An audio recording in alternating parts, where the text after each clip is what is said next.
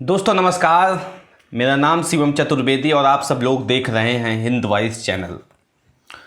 दोस्तों बिहार का चुनाव चल रहा है और सारी राजनीतिक पार्टियां अपने पूरे हुजूम के साथ, पूरे जज्बे के साथ, पक्के इरादे के साथ बिहार को जीतने में लगी हुई हैं। तो दोस्तों बहुत सारे सवाल हैं कि कौन जीतेगा असल में बिहार। आज मैं उसी पे बात करूंगा और आपको बताऊंगा किस पार्टी का कितना ज़्यादा प्रभाव है उनके ऊपर।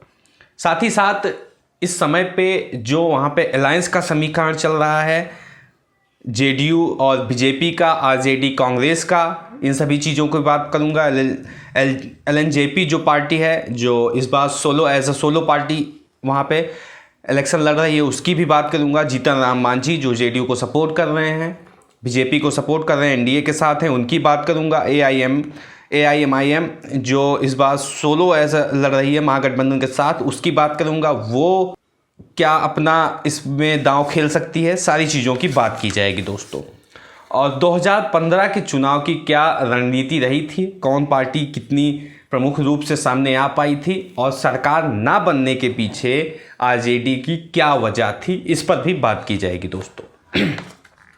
सबसे पहले मैं शुरू करता हूं आप सब लोग को समझाते हुए कि क्या है बिहार का जातीय समीकरण और किस तरह से वहाँ पे जाति के आधार पर वोट डिवाइडेड हैं और किस पार्टी का किस जाति के ऊपर कितनी ज़्यादा पकड़ है, और इसी पे डिवाइड करके वहाँ पे राजनीति की जाती है, जो अभी तक 70 सालों में होता हुआ आया है।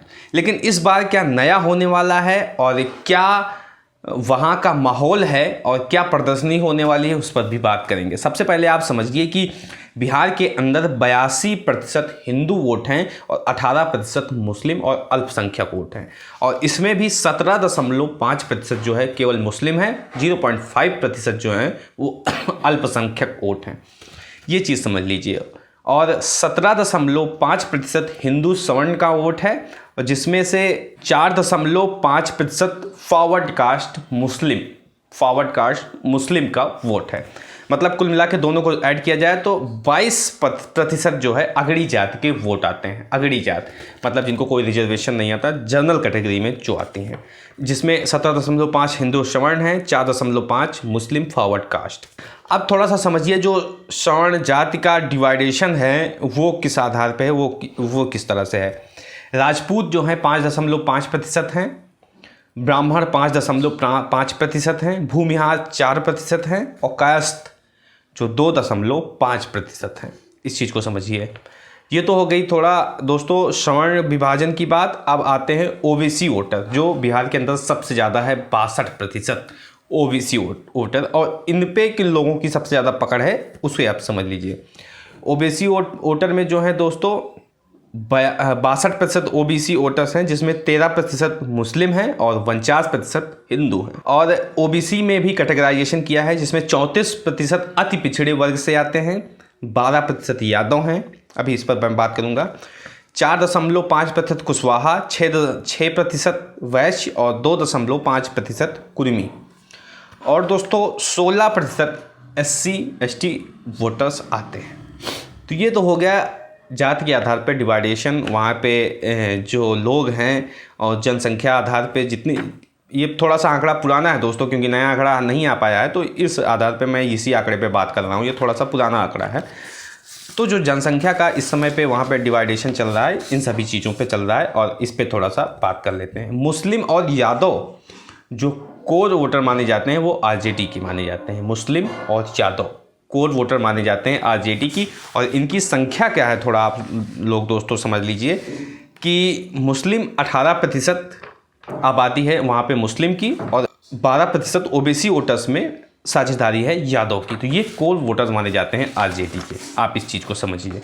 और साथ ही साथ इसको समझिए जो कुर्मी समाज के लोग हैं, जो 2.5% आते हैं, ये कोर वोटर माने जाते हैं जेडीयू के, यानी नीतीश की जो पार्टी है उसके। इसके साथ ही मैथिली ब्राह्मण और नॉन मैथिली ब्राह्मण, इनमें से बहुत सारे लोग जो सवर्ण में आते हैं वो एनडीए की तरफ सपोर्ट करते हैं, क्योंकि जो एनडीए है उसमें बीजेपी पार्टी है, और बीजेपी पार्टी को सपोर्ट करते हुए ये लोग एनडीए को सपोर्ट करते हैं। मैथिली ब्राह्मण की बात करूं तो उसमें से बहुत सारे लोग कांग्रेस को सपोर्ट करते हैं और अल्टीमेटली आरजेडी और कांग्रेस अलायंस को सपोर्ट अभी कर रहे हैं। तो ये एक पक्ष हो गया दोस्तों। आगे बढ़ते हैं, थोड़ा आपको समझाते हैं कि इस बार का जो पार्टी द्वारा सीटों का डिवाइजेशन हुआ है उसको समझ लीजिए दोस्तों आप लोग। बीजेपी पार्टी 121 सीटों पे चुनाव लड़ रही है इस बार, जिसमें से 10 सीट अपने वो अलायंस को दे रखी है, अपने जो सहयोगी पार्टी हैं उनको दे रखी है। जेडीयू 122 सीटों पे चुनाव लड़ रही है। जेडीयू 122 सीटों पे चुनाव लड़ रही है। 7 सीट उन्होंने दे रखी है जीतन राम मांझी की पार्टी। 7 सीट जीतन राम मांझी को दिया गया है और जेडीयू 122 पे चुनाव लड़ रहा है। तो मतलब टोटल अलायंस का जो आंकड़ा हो गया वो हो गया दोस्तों 143 सीट। 243 सीट पर बीजेपी और जेडीयू दोनों मिलकर सीट लड़ रही हैं। इनका काम क्लियर हो गया। आप थोड़ा सा आप समझिए इस चीज़ को दोस्तों कि आरजेडी और कांग्रेस का जो इस समय महागठबंधन का अलायंस चल रहा है, इसमें और भी बहुत सारी पार्टियां जुड़ी हुई हैं, लेकिन प्रमुख रूप से जो पार्टी हैं 2 ही हैं, आरजेडी और कांग्रेस। इनमें 144 और 70 का रेशियो है। 144 सीटों पे आरजेडी चुनाव लड़ेगी और 70 सीटों पर कांग्रेस चुनाव लड़ेगी। इसके बाद कम्युनिस्ट पार्टियों का भी बिहार में कुछ दबदबा होता है। 29 सीटों पे कम्युनिस्ट पार्टियां चुनाव लड़ रही हैं। जो कहा जाता है कि भूमियार उनके कोर वोटर होते हैं और भूमियारों की पार्टी भी कही जाती है कई बार कम्युनिस्ट पार्टियों को। तो ये सारी चीज़ें हैं। इसके बाद आप साथ साथ ये भी समझ लीजिए एलएनजेपी जो कि रामविलास पासवान की पार्टी थी, अब वो रहे नहीं, तो उनके बेटे चिराग पासवान पार्टी की बागडोर संभाले हुए हैं और एलएनजेपी इस बार एनडीए को सपोर्ट ना करते हुए एज अ सोलो पार्टी अकेली चुनाव में उतरी हुई है। बिहार के चुनाव में एलएनजेपी एनडीए को सपोर्ट नहीं करेगी, लेकिन केंद्र में कहीं चुनाव होगा तो एलएनजेपी सपोर्ट करेगी।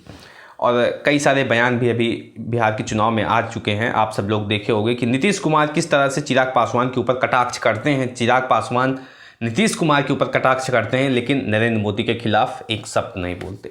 ये थोड़ा सा समझ के परे हैं चीज़ें, कोई बात नहीं, समझा जाएगा। तो आप इस चीज़ को समझिए कि जिस तरह से आरजेडी और कांग्रेस का 2019 के लोकसभा चुनाव में सुपड़ा साफ हुआ था, उसको देखते हुए क्या ये कहा जा सकता है कि इस बार आरजेडी और कांग्रेस गेम चेंजर की भूमिका में आ सकती है कि नहीं?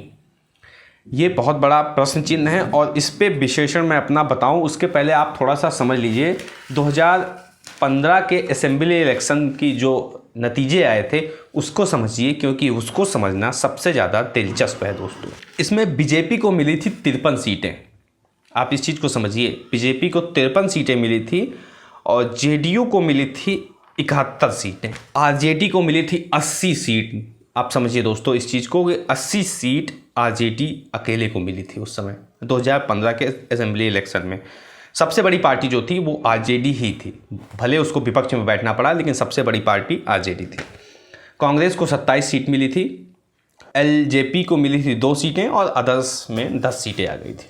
अब इस पे होता क्या है दोस्तों, अमूमन अभी जो पिछले 15 सालों से जो चीज़ें दिख रही हैं उसके अनुसार क्या होता है, जेडीयू, बीजेपी और आरजेडी ये प्रमुख रूप से 3 पार्टियां हैं बिहार की। इनमें से 2 पार्टियां जो साथ में रहती हैं सरकार वही चलाती है। पिछले 15 सालों से जो आप इतिहास उठा कर देखेंगे तो यही आकलन निकलेगा। और जो 2015 का असेंबली इलेक्शन हुआ था बिहार में, उसमें महागठबंधन के साथ जेडीयू, आरजेडी और कांग्रेस ये सारी थी। BJP as a solo party वहाँ पे इलेक्शन लड़ी थी। बाद में अलायंस टूटा और जेडीयू बीजेपी साथ हो गई और सरकार बना ली। लेकिन जो मेन पार्टी थी बिहार के अंदर वो आरजेडी ही थी, लालू यादव की पार्टी, तेजस्वी यादव की पार्टी। तो क्या इस बार भी वो उसी रंग में आएगी? और कांग्रेस जो कि बहुत कुछ ज़्यादा प्रभाव बिहार के अंदर उसका रहा नहीं है कुछ सालों से, तो क्या इस बार वो गेम चेंजर साबित होगी? क्या इस बार वो कुछ परिवर्तन लाएगी? ये सोचने वाला विषय है। तो ये तो हो गया दोस्तों 2015 के असेंबली इलेक्शन का एक आप कह सकते हैं आकलन क्या, ये रिजल्ट है। और इस रिजल्ट के आधार पे आप इस चीज़ को समझिए कि इस बार का रिजल्ट क्या होने वाला है। बहुत सारे फैक्टर ऐसे हैं कि जातिगत समीकरण भी फेल हो सकता है, क्योंकि लोगों के अंदर गुस्सा बहुत ज़्यादा है। इस बार लोग एनडीए से इतना ज़्यादा खफा हैं कि उनकी रैलियों में जाने के लिए तैयार नहीं है। यहाँ तक कि नरेंद्र मोदी की भी रैलियाँ जो हैं वो खामोश नज़र आती हुई दिखाई पड़ रही हैं। नीतीश कुमार बौखलाए हुए नज़र आते हैं और ये कहते हैं वोट दो चाहे ना दो, लेकिन ऐसे बॉन्डर मत करो, ऐसी तरह तरह की चीज़ें नज़र आ रही हैं।